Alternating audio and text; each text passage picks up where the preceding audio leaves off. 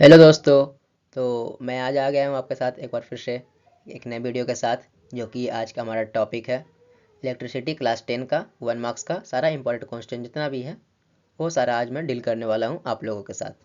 ठीक है, तो चलिए हम लोग ज़्यादा टाइम वेस्ट ना करते हुए हम लोग वीडियो को शुरू करते हैं। और एक बात कर दूँ, ये जितना भी क्वेश्चन है यहाँ पर आप लोग को जो मिल रहा है इलेक्ट्रिसिटी का चैप्टर मार्क इलेक्ट्रिसिटी का क्लास 10th का, वो सारा इंपॉर्टेंट क्वेश्चन है। ठीक है, जो कि एग्ज़ाम में आपका सीबीएसई का टैली कर सकता है। तो मेरा आप लोग से रिक्वेस्ट रहेगा कि ये जितने भी क्वेश्चन यहाँ पे करवाए जा रहे हैं वो उसको कृपया कर अवश्य देखें। ठीक है, और ये बहुत इंपॉर्टेंट इंपॉर्टेंट सारा क्वेश्चन है। चलिए ज़्यादा टाइम वेस्ट ना करते हुए आप लोग का, क्योंकि पता है कि आप लोग का भी एग्ज़ाम जल्द शुरू होने वाला है, तो ज़्यादा टाइम ना वेस्ट करते हुए क्या करते हैं, शुरू करते हैं वीडियो को। तो देखिए, ये है हमारा फर्स्ट क्वेश्चन। इसमें कह रहा है कि which two circuit component are connected in parallel.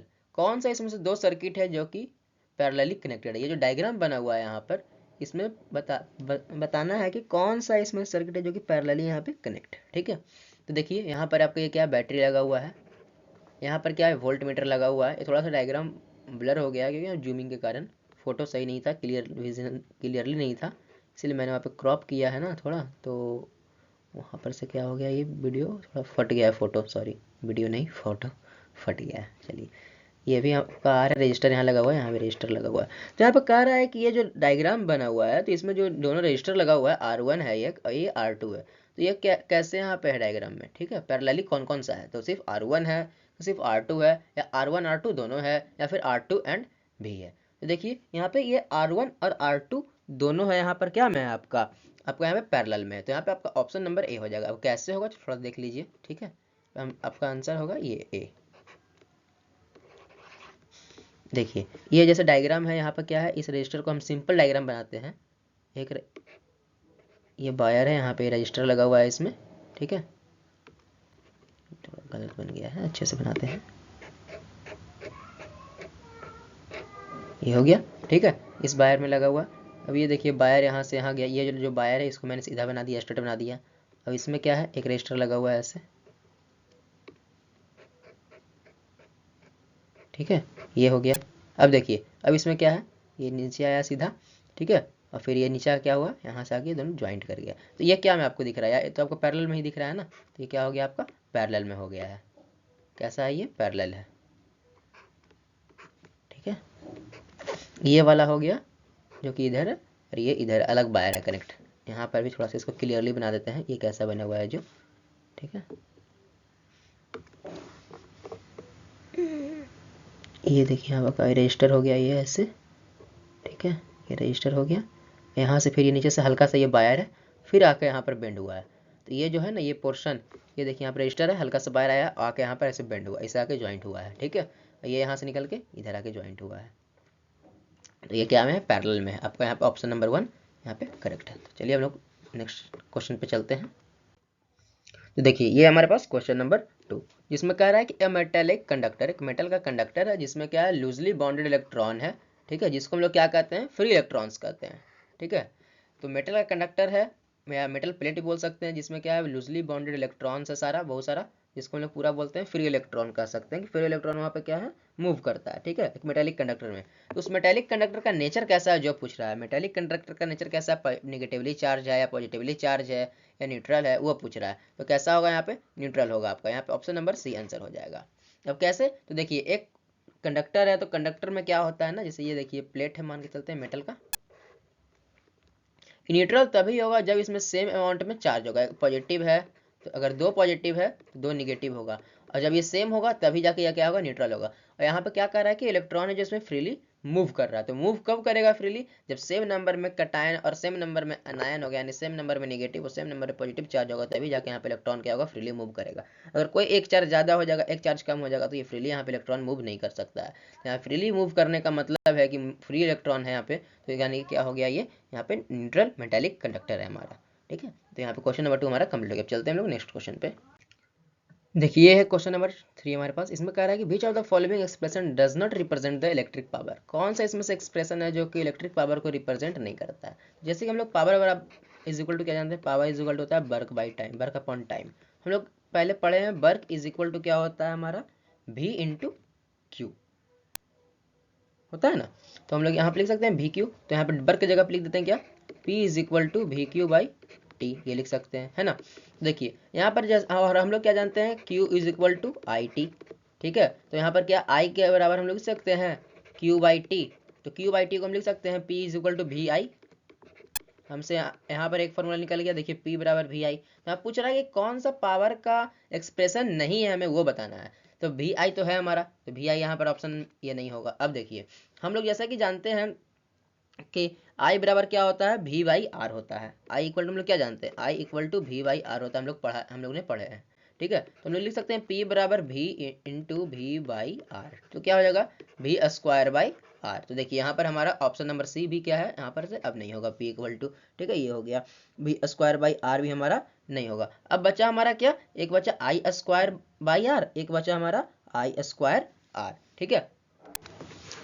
तो देखिए जैसे कि हम लोग को यहाँ पर निकालें क्या, P इक्वल टू वी आई निकाले हैं ना, तो देखिए यहाँ पर हम लोग लिख सकते हैं P इक्वल टू वी के जगह पे I R, V equal to I R तो हम लोग जानते हैं, वी की जगह क्या लिख दिए, V equal to I R, तो क्या हो जाएगा यहाँ से V equal to I square R हो जाएगा, ठीक है। जब ये हो जाएगा तो हमारा यहाँ पर ऑप्शन नंबर डी भी क्या हो जाएगा, एलिमिनेट हो जाएगा। अब बचा क्या, एक, तो एक बचा, तो यही हमारा आंसर हो जाएगा, जो कि हमारा पावर का यहाँ पे पावर का एक्सप्रेशन नहीं है, ये रिप्रेजेंट नहीं करता है पावर को। तो ऑप्शन नंबर बी क्या हो जाएगा हमारा यहाँ पे आंसर हो जाएगा। तो चलते हैं हम लोग अब आगे की ओर। देखिए तो ये हमारा क्वेश्चन नंबर 4, ठीक है। क्वेश्चन नंबर 4 में क्या कहता है, resistivity of A metallic wise नहीं होगा, वायर होगा। Wire depends on, metallic wire किस पे डिपेंड करता है, रेजिस्टिविटी जो होता है मेटेलिक वायर का वो किस पे डिपेंड करता है, वो हमसे यहाँ पे पूछ रहा है, ठीक है। तो हम लोग यहाँ पे बताते हैं क्या होगा। यहाँ पे इसको पहले कट करके इस क्वेश्चन को सही कर देते हैं। वायर होगा WIRE, ठीक है। मेटेलिक वायर का रेजिस्टिविटी किस पे डिपेंड करता है, पहले हम लोग जानते हैं R is equal to rho L by A, हम लोग जानते हैं। तो यहाँ पे क्या है, रेजिस्टेंस है, ये रेजिस्टिविटी है, तो रेजिस्टिविटी इज इक्वल टू हम लोग लिख सकते हैं resistance into area upon L. तो देखिए रो किस पे डिपेंड कर रहा है हमारा, R पे और A पे। तो यहाँ पे रेजिस्टेंस और एरिया तो हमारा है नहीं, बचा है क्या, कुछ तो है नहीं। और यहाँ पे है क्या, लेंथ है, तो लेंथ पे डिपेंड नहीं करता है, शेप पे भी डिपेंड नहीं करता है, थिकनेस पे भी डिपेंड नहीं करता है। पर रेजिस्टिविटी एक ऐसा मटेरियल जो क्या किस पे डिपेंड करता है, मटेरियल कैसा है, मटेरियल का नेचर पे डिपेंड करता है कि उस मटेरियल का नेचर कैसा है, ठीक है। जैसे कि कोई मेटल है, ठीक है, मेटल को हम लोग लिए, तो कोई मेटल कॉपर का है, एल्युमिनियम का है, तो उस पर क्या होगा, ये डिपेंड करता है, ठीक है। रेजिस्टिविटी है जो क्या किस पे डिपेंड करता है, नेचर ऑफ मटेरियल पे, ठीक है। चलते हैं हम लोग आगे नेक्स्ट की ओर। यहाँ पे कह रहा है कि फॉर द सर्किट अरेंजमेंट, यहाँ पे सर्किट अरेंजमेंट दिया हुआ है, soon the below should would be observe, यहाँ पे कुछ ऑब्जर्व करना है सर्किट से, ठीक है। तो क्या कहता है, कहता है कि some reading in both ammeter and volt meter, कुछ रीडिंग आएगा वोल्ट मीटर और एमीटर में भी, कि no reading in either the ammeter और द वोल्ट मीटर, कोई रीडिंग नहीं आएगा, कोई रीडिंग नहीं आएगा एमीटर और वोल्ट मीटर में, ठीक है। उसके बाद कहता है कि some reading in ammeter but no reading in volt meter, कुछ रीडिंग आएगा एमीटर में पर वोल्ट मीटर में नहीं आएगा। यहाँ पे कहता है कुछ रीडिंग वोल्ट मीटर में आएगा लेकिन एमीटर में नहीं आएगा। तो क्या होगा थोड़ा देखते हैं कैसा कैसा बनाया सर्किट। पहले क्या, यहाँ बैटरी लगाया है, यहाँ बैटरी लगाया है, यहाँ पे स्विच लगाया है, फिर उसके बाद क्या है, यहाँ पे एमीटर यहाँ लगा हुआ है आपका, यहाँ वोल्ट मीटर यहाँ लगा हुआ है, और रेजिस्टेंस आपका यहाँ लगा हुआ। तो बात सही, जब रेजिस्टेंस यहाँ पे लगा हुआ है, वोल्ट मीटर ऊपर लगाएगा, वोल्ट मीटर अगर यहाँ पर लगाता है आपका, तो यहाँ पर वोल्ट मीटर में है कि करंट आता है, यानी कि वोल्ट मीटर कुछ ना कुछ रीडिंग आता है। पर यहाँ वोल्ट मीटर को लगा दिया ऊपर, तो यहाँ पर कोई रीडिंग आएगा नहीं। और यहाँ पर प्लस में आपका देखिए यहाँ पे स्विच है, जो कि स्विच भी क्या है, यहाँ पे ऑफ है, ऑन नहीं है, ठीक है। तो ऑफ, जब स्विच को ऑफ कर दिया तो यहाँ पर करंट जाएगा ही नहीं, तो यहाँ पर रीडिंग बताएगा कैसे, बात तो यहाँ पे ये है। रीडिंग जब बताए, जब स्विच ऑन ऑफ है तो फिर कैसे रीडिंग बताएगा, रीडिंग बताएगा नहीं, तो वोल्ट मीटर क्या हो जाएगा, नो रीडिंग हो जाएगा। लेकिन एम मीटर में तो रीडिंग आएगा ना, यहाँ पर तो स्विच आपका क्या ऑन है, तो यहाँ पे एम मीटर में रीडिंग आएगा। तो यहाँ पे क्या हो जाएगा, ऑप्शन नंबर सी यहाँ पर क्या हो जाएगा, करेक्ट हो जाएगा, ठीक है। ऑप्शन नंबर सी करेक्ट हो जाएगा। चलिए आगे बढ़ते हैं, नेक्स्ट क्वेश्चन नंबर 6। तो देखिए ये है क्वेश्चन नंबर 6 हमारे पास। इसमें कहता है कि रेजिस्टेंस वायर है जिसका रेजिस्टेंस आर है, उसको कट कर दिया 5 इक्वल पीस में, ठीक है। उसका क्या निकालना है, this piece are connected in parallel, और इस पीस है जो फिर क्या में कनेक्टेड पैरेलल में। The equivalent resistance of the combination are R dash, जो इक्विवेलेंट रेजिस्टेंस आया है इस कॉम्बिनेशन का वो आर डैश आया है। तो रेशियो पूछ रहा है हमसे आर बाई आर डैश का। चलिए इसको हम लोग फाइंड करते हैं कैसे होगा। जो सबसे पहले देखिए क्या है, सबसे पहले एक वायर है हमारे पास, पहले क्वेश्चन को समझते हैं क्या कहा है। 1 2 3 4 5 भाग में इसको बांट दिया है, ठीक है। इसको ये पूरा वायर का पहले रेजिस्टेंस है क्या हमारा R है, इस इतना सा का पार्ट का R1 R2 R3 R4 R5, ठीक है। यहाँ पे कह रहा है कि वायर को इक्वली कट किया है, तो हम यहाँ पे कह सकते हैं R1 equal R2 equal R3 equal R4 equal R5 कह सकते हैं ना। अच्छा, तो जब यहाँ पे हमें दे दिया है तो हम इस पूरे के बदले हम लिख सकते हैं यहाँ पे R/5, क्या ऐसा हम लिख सकते हैं, एकदम लिख सकते हैं, ठीक है। तो अब देखिए हम लोग क्या करेंगे, हम लोग जानते हैं पैरेलल का फॉर्मूला यहाँ पे लगाएंगे।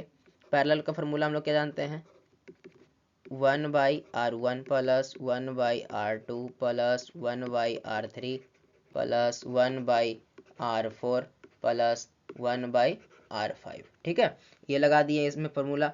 अब देखिए यहाँ पे आर पी की जगह पे हम लोग यहाँ पे आर डैश लिख लेंगे तो ज़्यादा बेटर है, ठीक है, क्योंकि हमसे पूछा है आर डैश निकालने के लिए हमको, तो आर डैश के टर्म में ही यहाँ पे लिखते हैं, ठीक है। तो अब लिखेंगे यहाँ पे क्या 1/R dash equal to R1 कितना है, अभी से सब यही वैल्यू पुट करेंगे R/5, ठीक है। हम R/5 लिखें या फिर R1 R2 लिखें, दोनों बात बराबर है, बट R/5 इसलिए लिख रहे हैं क्योंकि इसको 5 भाग में कट किया है, तो R/5 लिखते हैं, सिंपल, सारा तो बराबर ही है। अब R2 लिखें या R/5 लिखें, सब तो बराबर है। तो यहाँ पर क्या हो जाएगा हमारा R/5 plus 1/R/5 plus 1/R/5 plus 1/R/5 plus 1/R/5, 5 times हो गया, ठीक है, ये लिख दिए। अब क्या हो जाएगा हमारा, जिसको मैं सिंप्लीफाई करता हूँ तो हो जाएगा ये 5R plus 5R plus 5R plus 5R plus 5R, ऐसा कुछ हो जाएगा, ठीक है, इतना हो गया। अब देखिए हमारा क्या हो जाएगा, ये अभी हमारा 1/R डैश ही यहाँ पर इक्वल टू इतना हुआ है। अब देखिए इसे इरेज करता हूँ थोड़ा सा, क्योंकि जगह नहीं है हमारे पास, इसलिए इसे इरेज कर देते हैं थोड़ा सा यहाँ पे, बाकी तो आप लोग समझ गए होंगे ऊपर में, ठीक है। देखिए 1/R डैश इक्वल टू क्या हो जाएगा हमारे पास, यहाँ पे आ जाएगा, ऊपर में आ जाएगा हमारा 25, नीचे में आ जाएगा हमारा R हमारा एलसीएम ले लेंगे तो ऊपर में सारे को ऐड कर देंगे तो आ जाएगा हमारा 25, ठीक है। अब उसके बाद देखिए हम लोग यहाँ पे लिख सकते हैं, अब इसको उल्टा कर देंगे तो R डैश ऊपर हो जाएगा, R dash equal to R/25 एकदम हो जाएगा। हमें निकालना क्या है, R/R डैश निकालना है, ठीक है। तो हम लोग क्या करेंगे, R को इधर ही रहने देंगे, सिर्फ 25 को उधर भेजेंगे, क्या हो जाएगा हमारा 25 इक्वल टू R/R डैश, ऐसा कुछ आएगा। तो देखिए तो हमें क्या पूछ रहा था, R/R डैश का रेशियो निकालना था, जो कितना आ गया हमारा आंसर 25 आ गया, तो ये क्या हुआ हमारा आंसर हुआ। यहाँ हमारा ऑप्शन नंबर डी क्या हो जाएगा, करेक्ट हो जाएगा, ठीक है, हमारा ऑप्शन नंबर डी करेक्ट हो जाएगा आंसर। ये भी हमारा क्वेश्चन नंबर यहाँ पर क्या हो गया, कंप्लीट हो गया। तो चलते हैं हम लोग नेक्स्ट क्वेश्चन पे, ज़्यादा टाइम वेस्ट ना करते हुए, ठीक है। तो देखिए ये है हमारे पास क्वेश्चन नंबर 7, जिसमें कहता है कि the resistance of conductor is R, resistance क्या कंडक्टर का आर है, उसका लेंथ को हम लोग क्या किए हैं, डबल कर दिए, तो उसका न्यू रेजिस्टेंस क्या होगा वो पूछ रहा है। जो डायग्राम दिया हुआ है यहाँ पे इससे कोई मतलब नहीं है यहाँ पर, ठीक है, ये गलती से आ गया है। चलिए हम लोग समझते हैं, इधर क्वेश्चन पे हम लोग ध्यान देंगे, उस डायग्राम पे ध्यान ना दें, ज़्यादा बेटर है, ठीक है। चलिए देखिए क्या कहता है, रेजिस्टेंस दिया हुआ है, रेजिस्टेंस कितना है हम लोग जानते हैं, ρL/A होता है, ठीक है। चलिए ये भी सही। अब कह रहा है न्यू रेजिस्टेंस हमसे पूछ रहा है कितना, तो कह रहा है इसका कि लेंथ क्या हो गया, जैसे कि देखिए एक रजिस्टर है, ठीक है, जिसका कि लेंथ पहले इतना था, एल था, एरिया क्या था, ए था, बाद में क्या हुआ, लेंथ क्या हो गया, दुगना हो गया, ठीक है, लेंथ क्या हो गया 12 हो गया, तो एरिया क्या हाफ नहीं हो जाएगा। अगर कोई वायर है, कोई मोटा वायर है, ठीक है, उसको क्या करते हैं, उसका हम स्ट्रेच करते हैं यानी खींचते हैं, उसका लेंथ पहले एल था, उसको पहले क्या करिए 1 मीटर का वायर है, उसको खींच करके हम लोग लंबा कर दिए 2 मीटर, तो क्या उसका जो पतला था, पतलाई था यानी मोटाई था, वो क्या वो इतना ही रह जाएगा या उससे कम जाएगा, उससे कम जाएगा। जैसे कि पहले ए था, वो अगर 1 मिलीमीटर उसका था पहले मोटाई, तो 0.5 मिलीमीटर का हो जाएगा ना। इस तरह से यहाँ पर भी कह रहा है कि एरिया पहले क्या था, ए था, उसके बाद क्या हो गया, एरिया हमारा A/2 हो गया, ठीक है। तो यहाँ पर क्या लिखेंगे हम लोग, 2L हो जाएगा हमारा लेंथ, न्यू लेंथ आ गया, ठीक है, डबल कर दिया, तो एरिया क्या हो जाएगा हमारा हाफ हो जाएगा ना। तो हम लोग यहाँ पे लिखेंगे R डैश इक्वल टू ए, ऊपर चल जाएगा तो क्या हो जाएगा ρ4L/A हो जाएगा, R dash equal to 4 ρL/A हो जाएगा, ठीक है। तो ρL/A को क्या जानते हैं हम लोग, R जानते हैं, तो R डैश हमारा क्या आ जाएगा 4R आ जाएगा, तो यही हमारा क्या हो जाएगा, आंसर हो जाएगा, ठीक है। तो यहाँ पर ऑप्शन नंबर सी हमारा क्या हो गया, करेक्ट हो गया। चलिए हम लोग चलते हैं अब नेक्स्ट क्वेश्चन की ओर। ज़्यादा टाइम ना वेस्ट करते हुए। तो देखिए हमारे पास क्वेश्चन नंबर 8 है। इसमें कहता है कि the nature of graph, graph का नेचर बताना है, ग्राफ कैसा बनेगा, किसके बीच में पोटेंशियल डिफरेंस यानी कि V और इलेक्ट्रिक करंट I, V और I के बीच में कैसा ग्राफ बनेगा वो पूछ रहा है इसमें हमसे, ठीक है।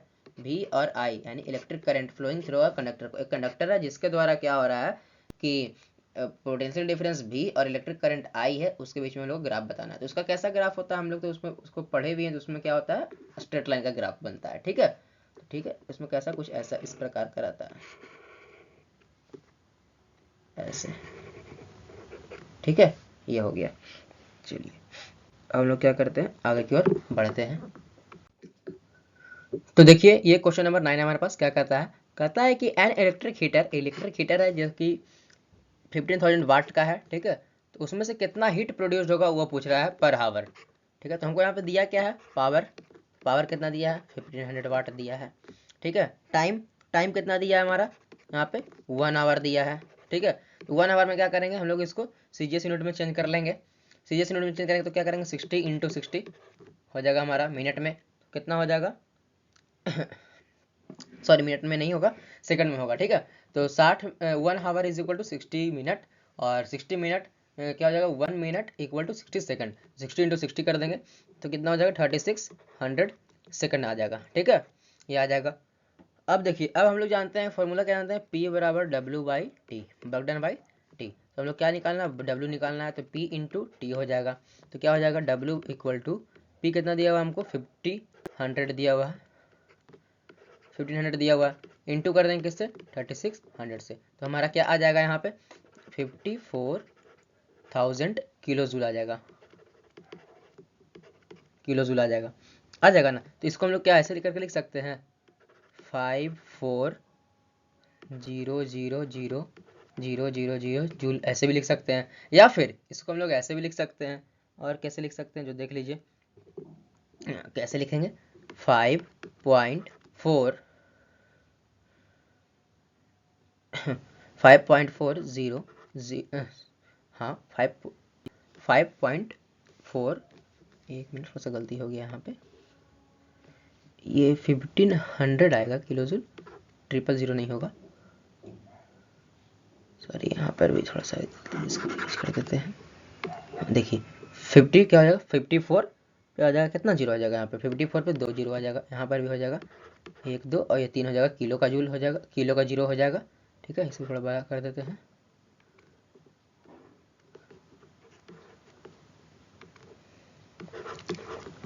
इतना हो जाएगा। इससे हम लोग ऐसे भी लिख सकते हैं, 5.4 इंटू 10⁻6 जूल। देखिए यहाँ पे कहाँ पे आंसर होगा, 4th नंबर आंसर है, तो यहाँ 4th नंबर क्या हो जाएगा आपका, ये हो जाएगा आंसर 4th नंबर वाला, ठीक है। ये हो गया आपका आंसर। यहाँ पर आपका क्वेश्चन नंबर 10th भी क्या हुआ, कंप्लीट हो गया है, ठीक है। चलते हैं हम लोग अब आगे की ओर बढ़ते हैं, ठीक है। क्या होता है कैसे देखते हैं थोड़ा। क्वेश्चन नंबर 10 है। इसमें क्या कहता है, जो देखिए इसमें कहता है कि एक स्टूडेंट कहता है कि जो रेजिस्टेंस है 2 वायर है, रेजिस्टेंस है 2 वायर का और सेम लेंथ है, ठीक है। एक रेजिस्टेंस है किसका, 2 वायर है जिसमें सेम लेंथ है, सेम एरिया है क्रॉस सेक्शन का, दोनों क्या है, सेम है। This statement is correct. तो कौन सा स्टेटमेंट इसके द्वारा है जो सही होगा वो यहाँ पर बताना है। तो both wire are different material, दोनों क्या डिफरेंट मटेरियल का होगा जो पूछ रहा है, तो नहीं ऐसा तो नहीं होगा। जब सेम लेंथ है, सेम क्या कहते हैं हमारा सेम क्रॉस सेक्शन एरिया भी है, ठीक है, तो उसके खिलाफ कौन सा जो है क्या करेक्ट है वो पूछ रहा है। तो बोथ वायर का है जो अलग अलग मटेरियल होगा, ऐसा नहीं हो सकता है, ठीक है। Both wire are made of same material and are at different temperature, और दोनों डिफरेंट टेम्परेचर होगा, ऐसा नहीं, सेम मटेरियल का हो सकता है लेकिन लेकिन टेम्परेचर अलग अलग नहीं होगा। जब सेम मटेरियल है तो टेम्परेचर क्या होगा इसका अलग नहीं होगा, तो ये भी क्या हो गया हमारा यहाँ पे गलत हो गया। फिर आता है C, both wire are made up of same material, दोनों वायर क्या है, दोनों बनाया कि सेम मटेरियल से बना है और दोनों का टेम्परेचर भी क्या है, सेम है। हाँ ये ऑप्शन नंबर सी हमारा क्या है सही है। Both wire are made up of different material, दोनों वायर क्या डिफरेंट मटेरियल से बना है कि आर एट सेम टेम्परेचर पे, तो ऐसा भी नहीं होता है। तो ये क्या हो गया हमारा ऑप्शन नंबर सी हो गया, यहाँ पे क्या हो गया हमारा करेक्ट हो गया, ठीक है। ये हमारा क्वेश्चन नंबर 10 हो गया। अब चलते हैं हम लोग नेक्स्ट की ओर, क्या हो जो देखते हैं। ये है क्वेश्चन नंबर 11, ठीक है।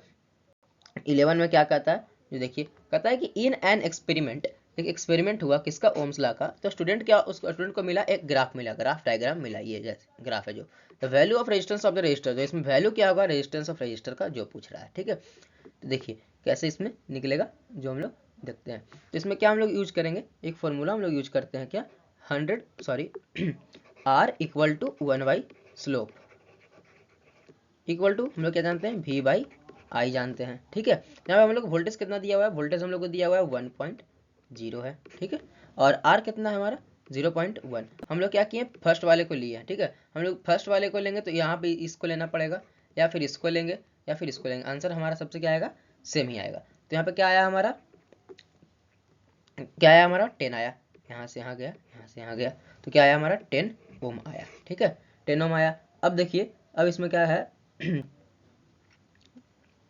10 ओम आया, तो हमारा यहाँ पे क्या आंसर हो जाएगा, 10 ओम। ऑप्शन नंबर सी हो जाएगा हमारा, करेक्ट हो जाएगा, ठीक है। चलिए अब हम लोग चलते हैं आगे की ओर।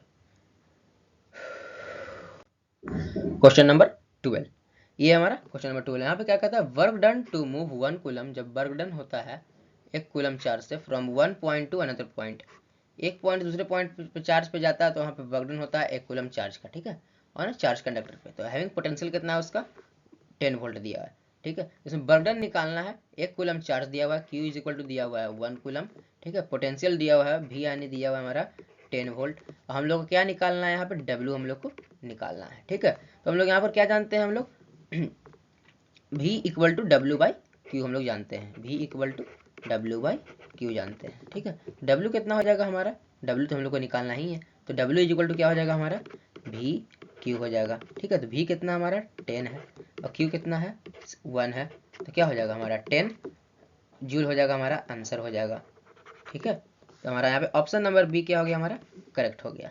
यहाँ पर थोड़ा सा ये 1 अच्छा से लिख देते हैं, देखिए हाँ ये 1 हो गया। चलिए ऑप्शन नंबर बी हमारा यहाँ पे करेक्ट हो गया। तो हमारा क्वेश्चन नंबर 12 भी सॉल्व हो गया। हम चलते हैं हम लोग नेक्स्ट क्वेश्चन पे।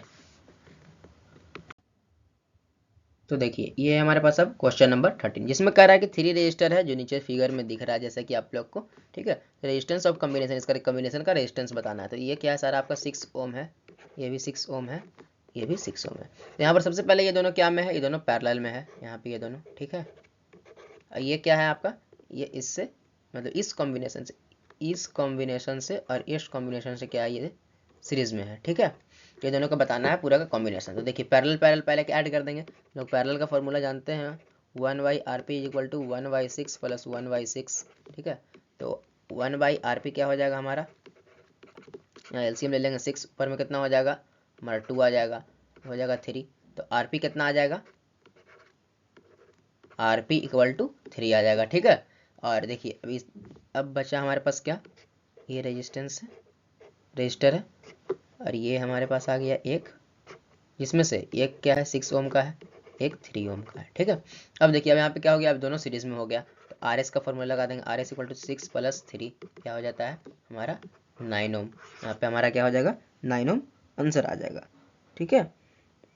और ये आपका 9 ओम इस ऑप्शन में दिया हुआ नहीं है, तो यानी कि ये क्वेश्चन क्या, यहाँ पे ऑप्शन क्या है, यहाँ पे ऑप्शन में कुछ ना कुछ कहीं पे गलती है। आंसर क्या आएगा 9 ओम, यहाँ पे ऑप्शन में दिया हुआ है नहीं, ठीक है। चलिए हम लोग आगे की ओर बढ़ते हैं। क्वेश्चन में हमारा कंप्लीट हो गया।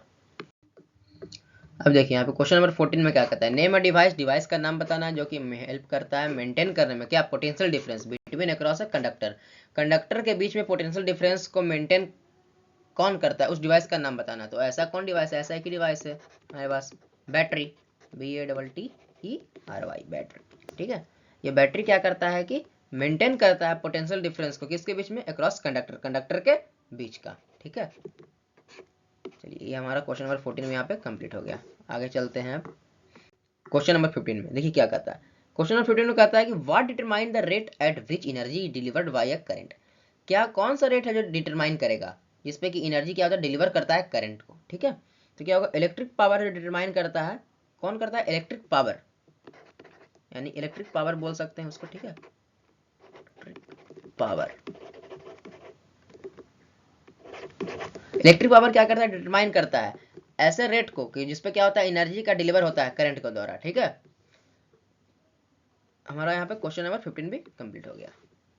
देखिए हम क्वेश्चन को सारा डिटेल्स में ज़्यादा नहीं लेके जा रहे हैं, हम जिस जो आंसर है वो बताते जा रहे हैं, क्योंकि आपके पास टाइम कम है, आपके पास ज़्यादा यहाँ पढ़ने की जरूरत है। आप लोगों ने टॉपिक पढ़ रखा है, इसलिए इस पर ज़्यादा डीपली नहीं जा रहे हैं, क्वेश्चन को सिर्फ ऊपर से ही सिर्फ इसका आंसर बता दे रहे हैं, थोड़ा सा उसके बारे में बता दे रहे हैं, और हम लोग आगे की ओर बढ़ जा रहे हैं, जिससे आप लोग यार टाइम वेस्ट ना हो और क्वेश्चन ज़्यादा वीडियो ज़्यादा बड़ा ना हो। ठीक है, चलते हैं क्वेश्चन नंबर 16 पे। क्या कहता है यहाँ पे देखिए, क्वेश्चन नंबर 60 में हमारा क्या है, न्यूमेरिकल से कहता है इलेक्ट्रिक बल्ब है जिसका रेट क्या है 220 वोल्ट से और 100 वोल्ट है। ठीक है, when it is operated on, जब इसको ऑपरेट करेंगे हम लोग इस पे 110 वोल्ट पे, तो इस पे क्या पावर कंज्यूम होगा जो हमसे पूछ रहा है। चलिए इसको सॉल्व करते हैं। तो देखिए जैसे कि हम लोग पावर यहाँ पे दिख रहे हैं, पावर क्या दिया है बल्ब का हमारा, यहाँ पे पावर दिया है 100 वाट। ठीक है, और यहाँ पे वोल्टेज कितना दिया है बल्ब का, तो ये दिया है 220 वोल्ट। ठीक है, अब देखिए हम लोग क्या जानते हैं यहाँ पे P equal to V square by R, हम लोग ये जानते हैं पहले से, तो हम लोग इसे लिख सकते हैं। हम लोग को यहाँ पर P भी हमको पता है, आर भी पता है, निकालना कि आर निकाल लेते हैं। यहाँ पे P पता है, V भी पता है, तो हम लोग यहाँ पे लिख सकते हैं वी स्क्वायर बाई P। ठीक है, तो वी स्क्वायर करेंगे तो कितना हो जाएगा 220 इंटू 220, और आर कितना दिया हुआ है, आर तो नहीं सॉरी आर यहाँ पे लिख दिए हैं, P लिखाएगा,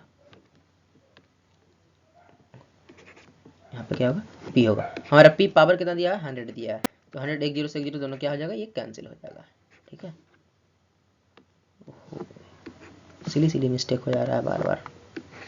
चलिए देखिए ये हो गया। ठीक है, अब यहाँ पे 22 इंटू 22 हो जाएगा, तो 22 को मल्टीप्लाई करेंगे 22 से तो क्या हो जाएगा 484 ओम आ जाएगा हमारा, आ जाएगा ना। ठीक है, तो हमसे पूछ क्या रहा है यहाँ पे कि पावर कितना यहाँ पे कंज्यूम हुआ है वो पूछ रहा है। ठीक है, तो हम लोग अब लिखेंगे power equal to V square by R. ठीक है, तो देखिए हमारा क्या दिया, वोल्ट कितना दिया हुआ है 110 वोल्ट दिया है, 110।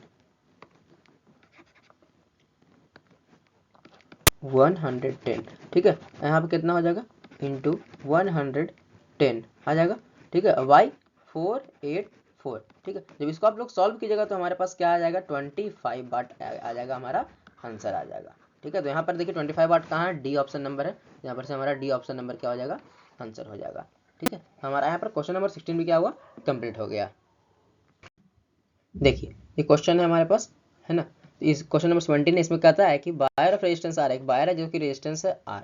ठीक है, उसको क्या किया हम लोग बेंड कर दिए, एक क्लोज सर्किल बना दिए। ठीक है, तो उससे पूछ रहा है what is resistance of A cross diameter of a circle, तो उसमें डायमीटर में क्या होगा रेजिस्टेंस जो पूछ रहा है। ठीक है, पहले की एक वायर है जो कि आर है। ठीक है, आर इक्वल टू क्या हो गया रो एल बाई ए हो गया। ठीक है, अब कहता है कि इस वायर को ही क्या कर दिए हम लोग सर्किल कर दिए। ठीक है, तो इसका आर डैश क्या होगा जो हमसे पूछ रहा है। ठीक है, देखिए कैसे करेंगे, हम लोग पूछ रहे हैं इसमें डायमीटर पूछ रहा है, तो हम लोग क्या जानते हैं 1 बाई आर डैश क्या होता है हमारे पास 1 बाई R1 होता है प्लस 1 बाई R2 होता है ना।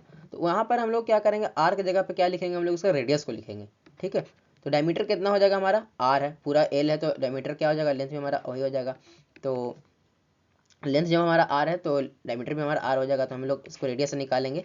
ठीक है, तो 1 by R by 2 plus 1 by R by 2 कर देंगे। ठीक है, ये हो गया।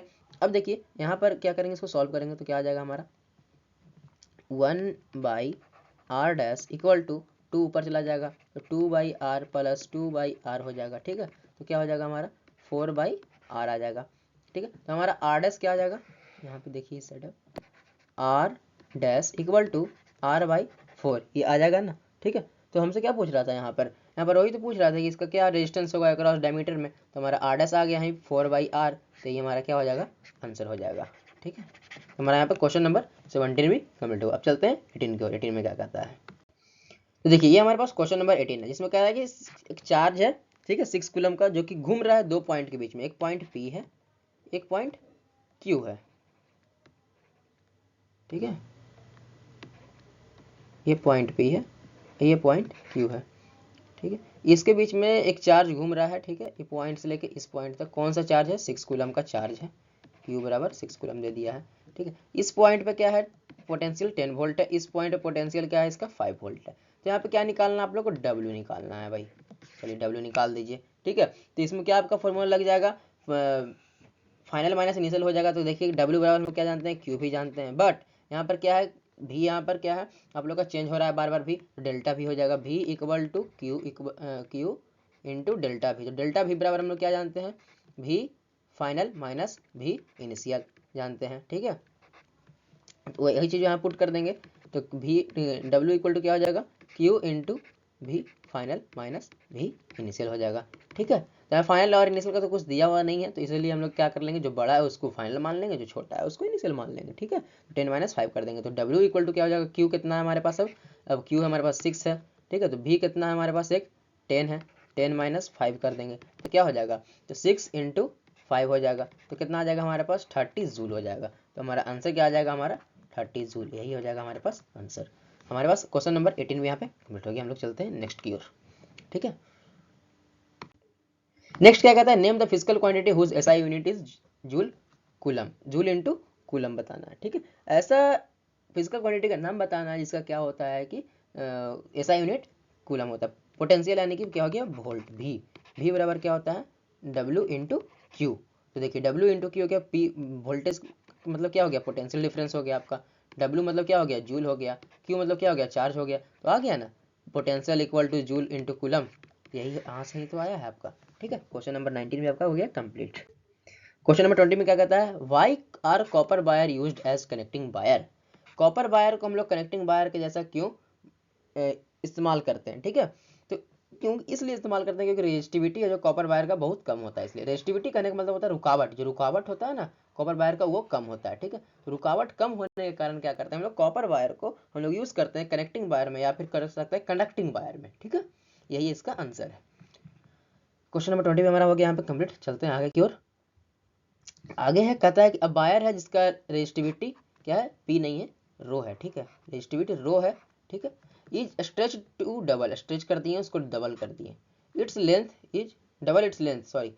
वायर है जिसका रेजिस्टिविटी रो है, ठीक है। इसका है जो हम लोग लेंथ को क्या किए, डबल कर दिए। उसका न्यू रेजिस्टिविटी क्या आएगा जो हमसे पूछ रहा है, ठीक है। इट्स रिमेन सेम, ये क्या हो जाएगा, सेम हो जाएगा, क्योंकि ये जो रेजिस्टिविटी है डिपेंड नहीं करता, डिपेंड करता है किस पे, नेचर ऑफ मटेरियल पे, ना कि इसका रो पे डिपेंड करता, सॉरी ना कि लेंथ पे डिपेंड करता है, ठीक है।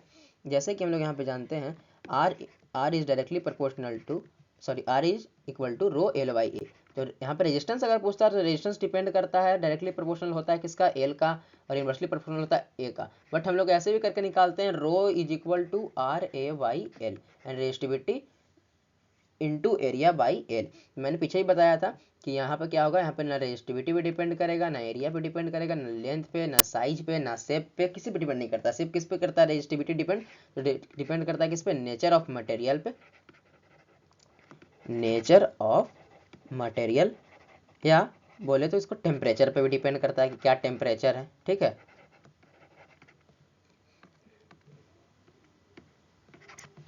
और क्या पे डिपेंड करता है, टेम्परेचर पे, ठीक है। ये रेजिस्टिविटी किस पर डिपेंड करता है, नेचर ऑफ मटेरियल, मटेरियल का नेचर कैसा है उस पर डिपेंड करेगा, और टेम्परेचर कैसा है उस पर डिपेंड करेगा, ठीक है। तो यहाँ पर क्वेश्चन नंबर 21 भी क्या हो गया हमारा कंप्लीट हो गया।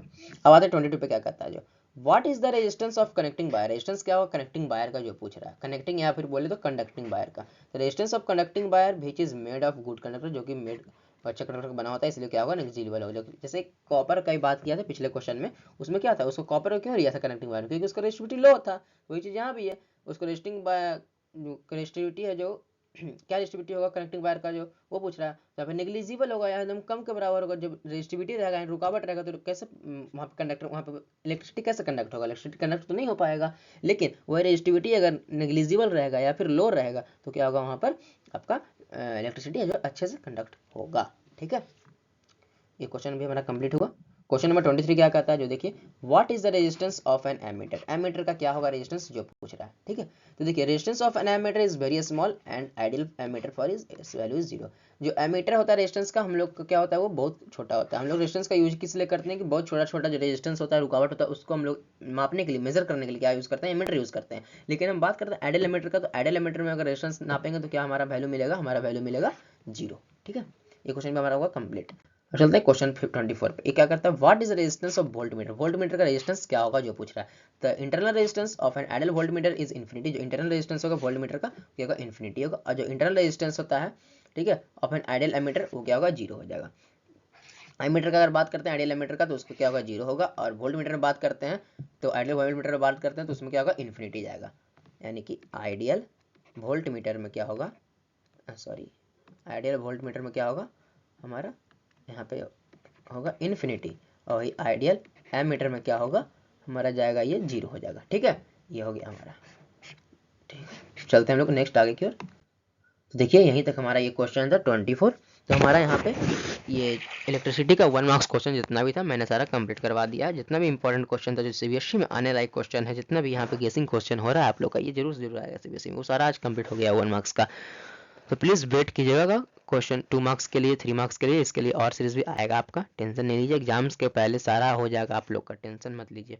अब सिर्फ वीडियो को देखते जाइए लगातार आराम से। ठीक है, मुझे जैसे जैसे टाइम मिलता जा रहा है मैं धीरे धीरे कोशिश कर रहा हूँ वीडियो अपलोड कर दूँ तुरंत। ठीक है, तो चलिए थैंक्स फॉर वॉचिंग। अगर वीडियो अच्छा लगा होगा तो लाइक कीजिएगा जरूर, कमेंट में बताइएगा कैसा लगा है।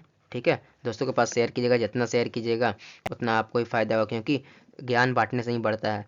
ज्ञान अगर दूसरों को आप बांटिएगा तो आपको ही बढ़ेगा, ऐसा बात नहीं है। अगर कुछ गलती हुआ होगा तो वो मुझे बताएगा, हो सके आपने वीडियो देखा आपको वो गलती ना मिला हो, बट दूसरे कोई देखा उसे गलती मिल गया, वो कमेंट में बताएगा या आप बताइएगा।